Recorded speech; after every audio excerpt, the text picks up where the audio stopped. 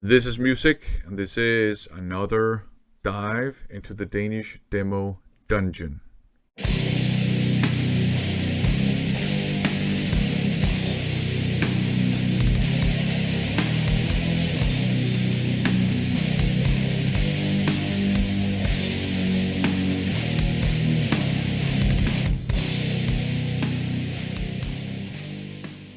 Welcome to another dungeon dive video. In this video we're going to have a look at one demo by a band called Witchcraft, and what makes this band kind of special is that it's an early 90s metal band. Most of the members are women, and their front person, their singer, is a woman too. And this is before you had all the, arch enemy and all that stuff. She does harsh vocals, and that is very interesting. So they were kind of ahead of the curve there. Musically, they're also interesting, but let's just jump into the dungeon and have a look at their demo.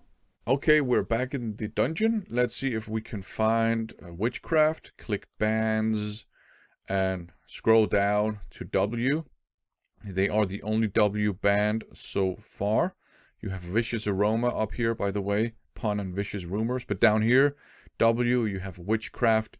And this is already, you can see why Witchcraft are worth checking out. From this, the demo we're going to have a look at is this one here, Uncertain Facts from 92. In the early 90s, especially on the Danish metal scene, it was pretty much a sausage fest. You did not have very many bands with female members, and even fewer bands with female vocalists. You did have Julia from Rigid Domain, of course, and you had a couple of others.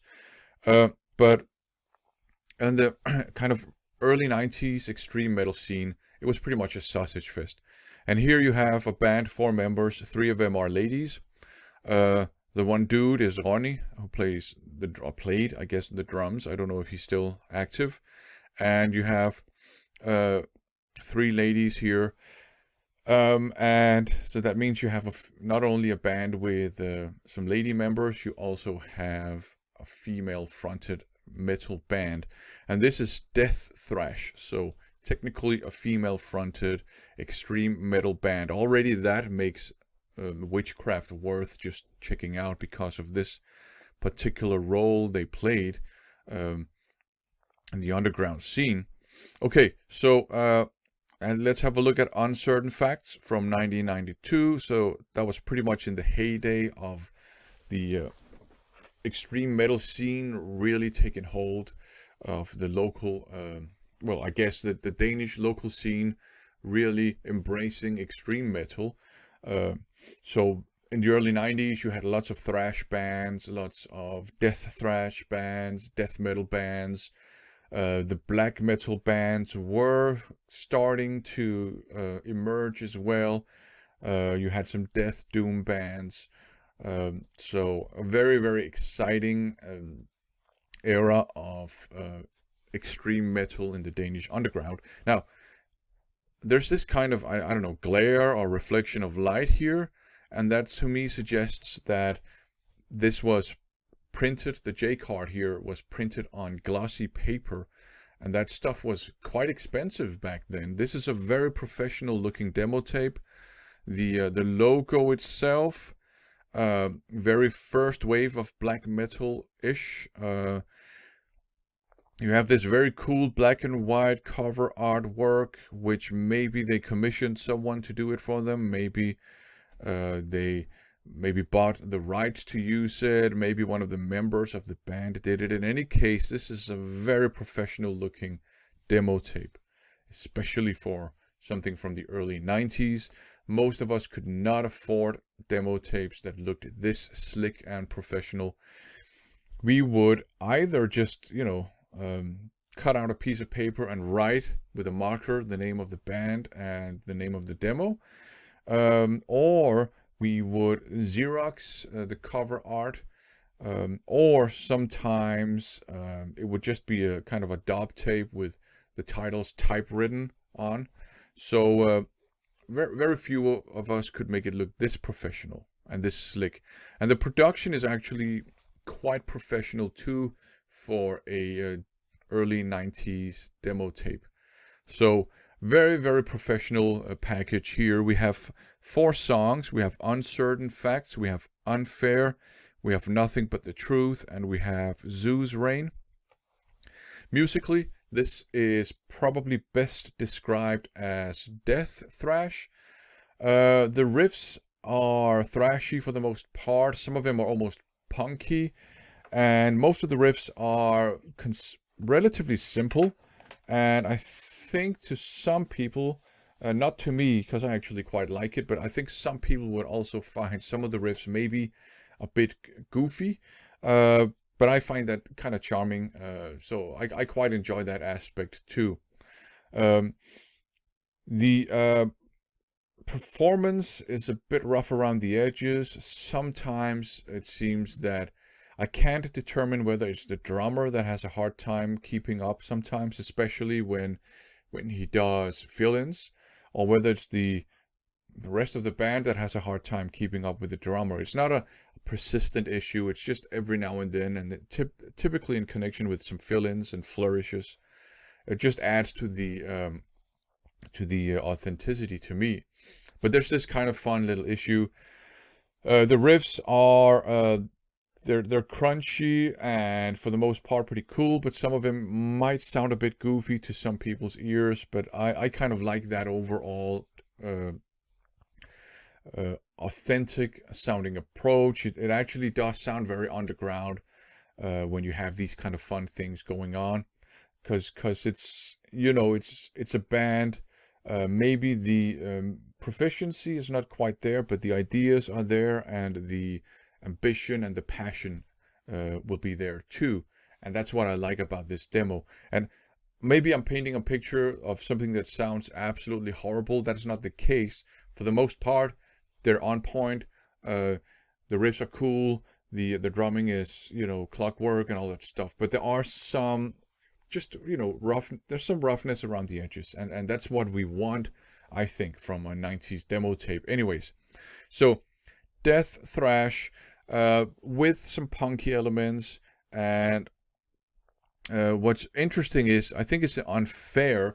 That song opens out with a kind of doom metal sounding riff, but we're not talking death doom or anything like that.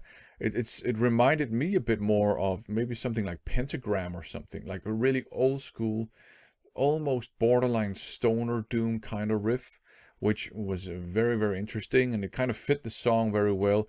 There's another song, and I can't remember right now whether it's Nothing But the Truth or Zeus Reign. I think it might be Zeus Reign, that also has some doomy elements popping up a bit later in the song. So, I mean, I really find all 4 tracks enjoyable. There's some interesting guitar melodies as well. And one thing that I kind of like about this is, yeah, it's death thrash, but they don't stay within the confinements of that genre. They do draw on some punk, they do draw on some doom, they do draw on some there's some gothic metal elements as well every now and then, and they draw on some almost hard rock sounding stuff. So it's actually quite interesting. If you can live with those imperfections, it's very interesting. I enjoy listening to this. We have a female vocalist. She has opted for harsh vocals, and that is what makes it death thrash.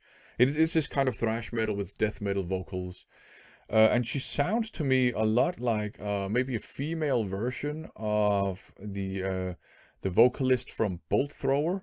It's kind of the same technique of growling, I think. I'm sure you can hear it if you check it out, and it actually sounds pretty cool when she does it. She has a very, to my ears, a very cool growl, and she's not trying to sound like a man. She just growls, and I think that's very cool as well, that she does her own thing. And every now and then she does these shrieks, like hits like a very, very high-pitched kind of growl, just some spikes when she does that. Kind of reminds me a bit of Bobby Blitz in the chorus of Elimination. Just imagine somebody doing this with growled harsh vocals instead. So yeah, Witchcraft, Uncertain Facts, 1992, death-thrash with elements from other genres. They were significant because they kind of made the Sausage Fest a bit less sausagey, which I think diversity to me on the metal scene is good. You get more perspectives, you get more backgrounds, you get more interesting music, to be perfectly honest. So they were significant because of that. And the music itself, I mean, again, it's a very slick looking demo tape, very impressive. The music itself is enjoyable as well. Rough around the edges, but enjoyable. Very, very, very good sounding production for a demo tape from the 90s. So, should you pick this up if you come across a copy of this demo tape? I think you would do well to pick it up if it's not too expensive. If it's not something you like, pick it up and pass it on to someone that you know will like it. These things are hard to come by. They're getting more expensive because more people have realized their kind of cultural value and significance of these demo tapes. So definitely, if you come across a copy of it that's not too expensive, grab it. I'll do that for sure. I know that, you know, the famous Mephisto record shop, he does have like an inventory of old demo tapes, and he sometimes get, you know, more of those in stock, and he sells them, and I'll grab him. I've grabbed some pretty cool demo tapes from his shop. Not this one, sadly, but if I saw it in his record store, or if I saw it on Discogs and it was not crazily expensive, yeah, I'd pick it up for sure.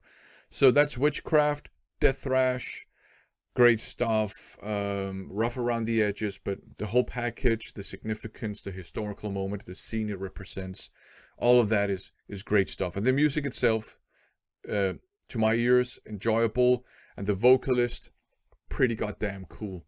There you go. Death metal, I would say, with harsh vocals, and the singer is a woman, and this was very early on. So these ladies, and this one dude, I guess, they beat bands like Arch Enemy to it with a couple of years. So there you go. That is pretty cool. Do check out their demo. It's very interesting. I enjoy listening to it for sure. Thanks for watching.